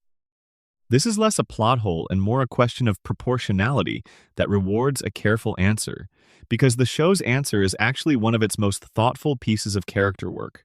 Iroh is, by any measure the show offers, one of the most powerful firebenders alive. He is described repeatedly as a legendary military commander, a man who laid siege to Ba Sing Se for 600 days, a man whose power is respected and feared across the world. He knows lightning redirection, which only the most advanced firebenders can perform. He discovered true firebending by studying dragons at a time when dragons were believed to be extinct. He is, in several encounters throughout the show, demonstrably more powerful than anyone around him, and he spent the events of books 1 and 2 running a tea shop in Ba Sing Se, playing pai sho, talking about tea, and letting his nephew drag him across the world in pursuit of the Avatar. The question fans occasionally ask is why? Why did a man with this kind of power not do more, sooner? Why did he not leave Zuko earlier? Find a way to support the Avatar directly from the beginning? Use his resources and his connections and his legendary status to end the war decades before it ended? The answer is Iroh himself, and it is one of the most honest things the show does with a character. Iroh's transformation from the Dragon of the West into the man who drinks tea and weeps over photographs of his dead son is not a fall from grace. It is not a failure of nerve. It is the result of the specific loss he experienced, and the specific wisdom that loss produced. Lu Ten died at Ba Sing Se. Iroh's son died while Iroh was laying siege to the most impregnable city in the world, pursuing a military legacy that Iroh had decided was worth his son's life. And then Lu Ten died, and Iroh lifted the siege. And Iroh never made the same kind of calculation again. He never again decided that any military or political objective was worth prioritizing over the people he loved. This is not cowardice. It is a radical reorientation of what matters. Iroh knows he is powerful. He also knows that the last time he used that power in the service of an army and an objective, it cost him the only thing that was irreplaceable. He is not going to make that trade again. Not for the Fire Nation. Not for the balance of the world. Not even for his nephew, whom he loves as deeply as he loved Lu Ten. He will guide. He will teach. He will create spaces where people can rest and drink something warm and remember that the world contains things other than war. But he will not lead armies or pursue objectives or put anything else above the specific human connections in front of him. Until Ba Sing Se falls and Zuko is hurt and Iroh has no more reason to hold back. And then the Dragon of the West arrives at Ba Sing Se's walls with the Order of the White Lotus behind him, and the city that held out for 600 days when Iroh attacked it falls in a single night when Iroh defends it. That is the show's payoff for 3 books of watching Iroh drink tea. The power was always there. He had simply decided after Lu Ten that it would only move for the things that were worth it. Ba Sing Se, in the finale, was worth it. Because Zuko was inside it, and the world Iroh wanted to live in needed it to be free. Bonus Section E. The Azula Breakdown and its Internal Logic. Azula's mental collapse in the finale is one of the most psychologically intricate things the show ever does, and it raises a question that is not a plot hole, so much as a moment where the show trusts you to do a lot of interpretive work quickly. Throughout the entire series, Azula has been presented as the most controlled, most precise, most effective person in any room she enters. She plans multiple steps ahead. She never shows emotion she has not decided to show. She is terrifying in exactly the way that competence weaponized becomes terrifying. Not because she is irrational, but because she is so deeply rational that she is always 3 moves ahead. And then, in the space of the finale, she is banishing her servants and cutting her own hair with scissors and hallucinating her mother and fighting a duel against her brother in a state of clearly deteriorating psychological coherence. And she loses. The question is whether this collapse was adequately prepared for or whether it arrived too quickly to feel genuinely earned. The preparation is actually there, if you have been paying attention to the right things across all 3 books. Azula's control was always connected to certainty. She was certain of her superiority, certain of her father's favor, certain of her friend's loyalty, certain of her own place in the world. Her firebending was precise and controlled and blew hot because her mind was precisely the same. Clear, undivided, completely focused on the goal. And then, one by one, the foundations of her certainty were removed. Mai and Ty Lee, her 2 closest allies, who she had always maintained through a combination of genuine connection and carefully cultivated fear, betrayed her at the Boiling Rock. They chose Zuko and Sokka over her, which should not have been possible in Azula's model of the world, because she had always believed that her version of loyalty, the kind maintained through demonstrated power and the implicit threat of what happened if you failed her, was more reliable than the sentimental kind. Finding out it was not did not just lose her 2 allies. It undermined the operating premise of every relationship she had ever cultivated. Her father then elevated her to his chosen heir not because she had earned it in the way she had always expected to earn it, through demonstrated superiority, but because of circumstance and because he was ascending to something above Fire Lord. This was not the triumph Azula had been working toward. It was a different thing, something that came with different expectations, and that left her without the structure she had always oriented herself within. By the time of her coronation, Azula had lost the 2 people who had known her longest, lost the relationship with her father that had been the center of her entire sense of self, was being elevated to a position she was not prepared for, and was beginning to understand that her mother's voice in the mirror was the voice of the one person who had ever loved her without condition, the one person she had never been able to fully process losing, and that she had spent her entire life constructing elaborate defenses against that grief. The breakdown was not abrupt. It was cumulative. It was the result of every scaffold being removed at once. The show prepared it carefully. The finale simply showed us where it arrived. Bonus section F, the matter of Fire Nation education and what it means. The headband episode in Book 3 is one of the most quietly provocative pieces of storytelling in the whole series, and it raises a question that functions as a kind of plot hole in reverse. Not a gap in the logic, but a gap that the show deliberately tears in your assumption about how evil works. Aang goes undercover in a Fire Nation school, and what he finds there is not a school of monsters. It is a school of children who believe what they have been taught, who are enthusiastic and eager, and who think that the war their country is fighting is righteous because every piece of information they have ever been given has told them so. They believe they are bringing civilization to the rest of the world. They believe the Fire Nation is the greatest nation that has ever existed. They believe this completely and genuinely, and without malice. The question the episode poses is, are these children culpable for what their nation has done? They did not choose to be born in the Fire Nation. They did not write the textbooks that told them the history. They absorbed a version of the world that was designed to make them loyal, and they became loyal. Is that a choice? And if it is not entirely a choice, what does that mean for how the war should end, and what justice looks like, and who needs to be held accountable, and for what? This is not a plot hole. This is the opposite of a plot hole. This is the show using the appearance of a lighter episode, Aang dancing in secret with Fire Nation schoolchildren, to deliver something genuinely difficult underneath. The reason it belongs in this conversation is that it closes a gap that many viewers feel in the show's treatment of the Fire Nation. The gap between the Fire Nation as a political entity and ideology that needs to be defeated, and the Fire Nation as millions of individual people who are not their government. The show's answer to that gap is what it always is. The answer is in the people. Ozai needed to be stopped. The Fire Nation as a people needed to be given the chance to remember what they actually were before the nationalism and the propaganda told them to be something else. Zuko, as Fire Lord, understood this. The arc of the show's ending is not the defeat of a people, but the defeat of an idea that had been imposed on them.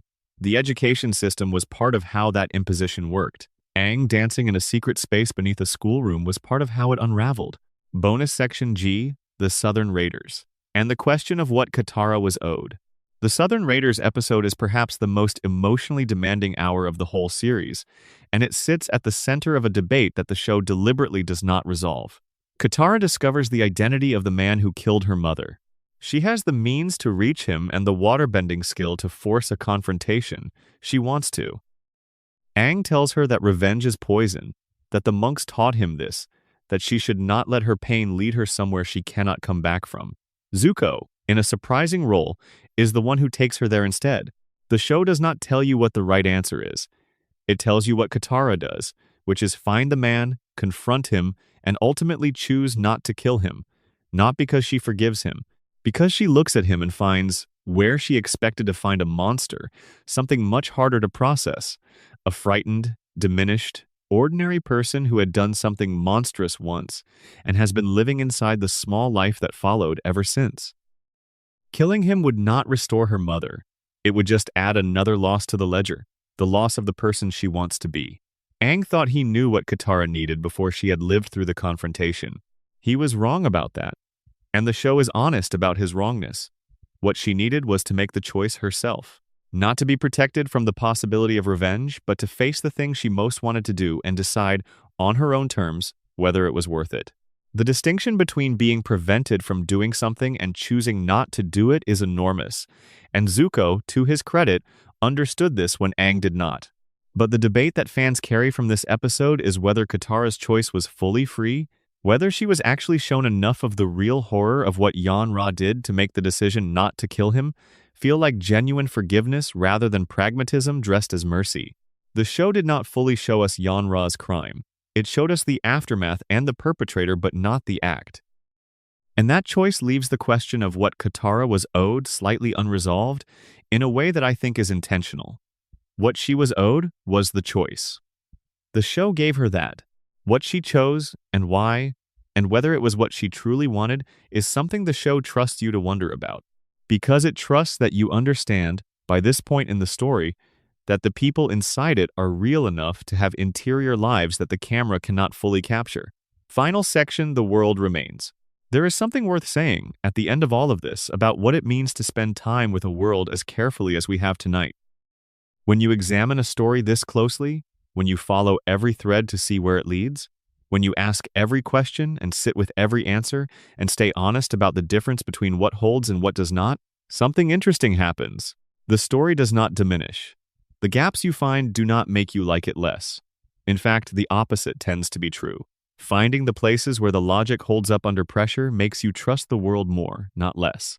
Finding the places where it does not quite hold makes the places that do feel more real by comparison. No world is perfect, only truly realized ones. Show you where the seams are. The creators of Avatar, The Last Airbender, made a world. Not a setting, not a background. A world with history and philosophy and biology and geography and politics and mythology and music and food and fighting styles, and a bending system that reflects the philosophy of each element in every movement it requires. They made it for children who were 6 years old in 2005, and they made it for the people those children would become, 20 years older, and still finding things they missed. The plot holes are part of that world, the genuine ones and the apparent ones both. They are the evidence of 61 episodes of storytelling trying to contain a world that was larger than any 61 episodes could fully hold. They are the places where the ambition of the project exceeded what production realities allowed. They are the places where story needs won out over world consistency, as they should, because story is the point. The world serves the story. And the story that this world served is one of the greatest pieces of storytelling produced for any age group in the medium of animation. What you take away from tonight, if you take anything, is simply this: the questions are worth asking, the answers are worth finding. And a world that rewards the asking and the finding, that has given 20 years of fans 20 years of questions worth having, is a world that was built with enough love to hold everything you bring to it.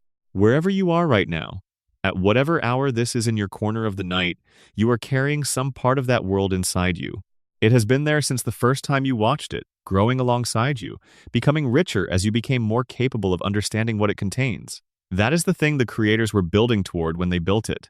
Not a cartoon, not a children's show, a world worth keeping.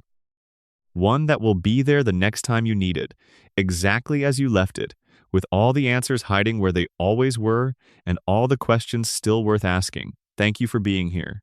Thank you for staying this long. Thank you for loving this carefully. If you have not subscribed yet, now is a good time. There is more to explore, more questions to follow to their answers. More nights worth spending in worlds built by people who believed that the work of building them was worth doing with everything they had. Now rest. The world of Avatar is right where you left it. It will be there when you come back. End of script. Extended reflection on watching something twice and finding it larger the second time. There is a category of storytelling that only reveals itself on the second viewing. Not because the first viewing failed, but because the first viewing was doing the essential work of finding out what happens, which is a different kind of attention than the attention that becomes available once you already know. The first time you watch Avatar, you are moving with the story. You are leaning forward slightly, carried by the momentum of a plot that knows how to pace itself, pulled by characters you have started to care about in ways that surprised you. There is no room for the second kind of attention, while the first kind is fully engaged. The second time, something changes. You sit differently. The urgency is gone, replaced by something more like companionship. You are not waiting to see what happens. You are watching how it happens, which is where all the craft lives. And the plot holes, the apparent ones and the genuine ones, become much more interesting from this position. Because now you can see what the show was doing with the scene that raised the question. You can see what it was prioritizing. You can see the choice it made and evaluate whether the choice was good, rather than simply feeling the friction of the apparent inconsistency without understanding its source. The air nomad genocide is devastating the first time because of what it means for Aang. It is devastating the second time because of what it means for the world. The how of it matters less on the second viewing because the second viewing gives you access to all the small ways the show has already told you everything you need to know. You see the timeline in the flashbacks. You see what Sozin became, and what the comet represented, and what Aang's absence from the temples meant, and what the air nomads' pacifism cost them in the face of something they were not designed to fight. The answer to how was always in the material. The first viewing does not give you time to find it. The second viewing of the jet scene, the moment in the catacombs, is a different kind of difficult than the first. The first time, you are surprised, and then grieving, and then moving forward because the story moves forward. The second time, you are watching with the knowledge of how it ends, which means you can watch Katara's face differently. You can see what the show is asking her to carry and what she is choosing to prioritize and what she does not reach for and why. The gap around the spirit water becomes visible, and so does everything the show was doing with Jet's death that was more important than the gap. The death was about cost. The cost of a war in which people who made choices you disagreed with can still die badly, and the people who cared about them are left holding the weight of what could not be undone. The second viewing of Azula is almost unbearable. In a way, the first viewing is not, because the first viewing lets you watch her as a villain. Precise, effective, terrifying in her competence. The second viewing makes you watch her as a child who was shaped by a father who valued power above love and a mother who disappeared before Azula had the language to understand what she was losing, and who constructed around all of that damage an identity so airtight and so controlled that it took everything being removed at once to make the cracks visible. The second viewing lets you grieve for what Azula might have been. And the question of whether the show prepared her breakdown adequately feels different from that position. It is not a plot hole. It is a tragedy that was always there in the architecture of who she was, waiting for the right conditions to make itself visible. This is what the best stories do. They build twice. Once for the first visit, and once for the return. Avatar built twice, very deliberately, and the second structure is richer than the first by exactly the depth of what you learned on the way through. Extended reflection on the 100-Year War as a living thing. The 100-Year War is not just a backdrop. It is not the reason the plot exists in the way that a ticking bomb is a reason for a heist. The 100-Year War is a living presence in the show, something that has been shaping every person in the world for every year of their lives, something that has produced different effects in different people, in different nations, and that the show takes seriously enough to show us all of those effects rather than just the ones that serve the main plot. This is relevant to the question of plot holes because many of the show's apparent inconsistencies become less inconsistent when you factor in what 100 years of global war actually does to people and institutions and cultures. The Dai Li were not always what they were by Book 2. They were made into what they were by 100 years of operating in a city that was simultaneously besieged by an external enemy and controlled by an internal one. The Earth King's insularity was not stupidity. It was the product of a system, cultivated over generations, designed to keep him safely ignorant. The Fire Nation's education system was not incidentally propagandist. It was specifically constructed to produce citizens who would not ask certain questions. When you factor the war into the logic of the world, the things that seem implausible begin to feel inevitable. Of course, the institutions were corrupt. 100 years of war is enough to corrupt almost any institution that is not being actively protected from corruption by people who understand what they are protecting and why. Of course, ordinary people in the Fire Nation believed the official story. They were not given access to any other story. They grew up in a system that treated the official history as the only history, that framed the war as a gift rather than a crime, that produced graduates who experienced genuine civic pride in something that the outside world considered a century of atrocity. The war is the largest unanswered question in the show, in the sense that no character fully grapples with what 100 years of global conflict means for the people who come after it. Zuko ends the war. Aang defeats Ozai. The show ends in celebration, and somewhere outside the frame, the world has to figure out what to do with the fact that 3 generations of people on all sides were shaped by this conflict, that the trauma is not over when the fighting is, that peace is not the same as recovery. The Legend of Korra deals with this in its own way, by showing us a republic city where the tensions the war produced have simply taken new forms rather than resolved, where the resentment of non-benders is in some ways continuous with the logic of a century in which military and political power were almost entirely organized around bending ability, where the legacy of the 100-Year War is visible in every economic and social structure, even in the absence of the war itself. But Avatar, The Last Airbender, ends before those complications arrive. It ends at the moment of peace because that is the moment its story was always building toward, and the questions that come after peace are someone else's story. This is not a plot hole. It is a choice about where a story stops, but it is worth naming as a choice because the questions it leaves open are real ones, and they are questions the world the show built would have had to answer even if the show itself did not. Extended reflection. The things that were never explained and never needed to be. There is a list of things in Avatar that the show introduces and then does not explain, and that fans sometimes point to as gaps or inconsistencies, and that I want to address directly because most of them are deliberate choices rather than oversights. The origin of the Avatar cycle itself. Who decided that the Avatar would exist? The show explains that the first Avatar was Wan, that he fused with Rava, the light spirit, to end the conflict between Rava and Vatu, and that this fusion created the Avatar spirit that has been reborn ever since. But it does not explain who or what set the mechanism by which Rava moves from one person to the next at death. It does not explain why the cycle goes in the specific order it does, cycling through the four nations in a fixed sequence rather than randomly or based on some other criterion. These are genuine mysteries about the world's metaphysics that the show opens and does not close. The existence of the spirit world and its relationship to the physical world.